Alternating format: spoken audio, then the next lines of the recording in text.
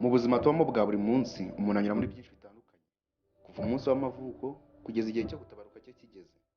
Abana baravuka bakabaho mu buzima butandukanye, hari ababana n'ababyeyi cyangwa abandi babarera iyo badafite ababyeyi. Nubwo buri mwana tubaho nk'undi, ariko buri mwana wese iyo amaze guca akenge atangira kugira inzozi, dreams, z'ibyo yiyumvamo akunda agomba kuzageraho mu myaka iri imbere. Umwana w'umukobwa kimwe na basaza be nawe agira inzozi, ariko igikunze gutuma inzozi ze zitaba impamo harimo gutwara inda zitateganyijwe. Reka tubivuge muri ubu buryo. Iyo umwana w'umukobwa ageze mu gihe cy'ubwangavu atangira kwiyumva mu buryo budasanzwe, agatangira kugaragaza ubukure aribyo kumera amabere no kujya mu mihango. Ibyo ni ibigaragara inyuma. Icyo gihe nibwo umwana w'umukobwa aba akeneye abamuba hafi kurushaho nk'ababyeyi cyangwa abamurera. Mubyeyi, murezi, dufatanye tube hafi abana bacu kuko tubonye ko inda zitateganyije ari imwe mu mbogamizi zituma umwana atagera aho yahoze yifuza kugera.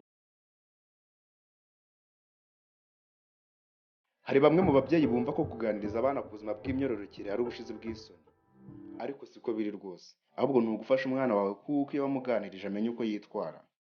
Muri iki gihe igihugu cyacu ndetse no ku isi muri rusange duhanganye n'icyorezo cya COVID-19, aho ibikorwa byinshi byahagaze, amashuri agafungwa, abantu bamwe na bamwe bagatakaza akazi kabo n'ibindi. Ubu ababyeyi n'abana tuba turi kumwe amasaha menshi. Mubyeyi rero fata iya mbere, ukoreshe umwanya ufite maze uganirize umwana wawe ku buzima bw'imyororokere kugira ngo uzagere ku nzozi ze.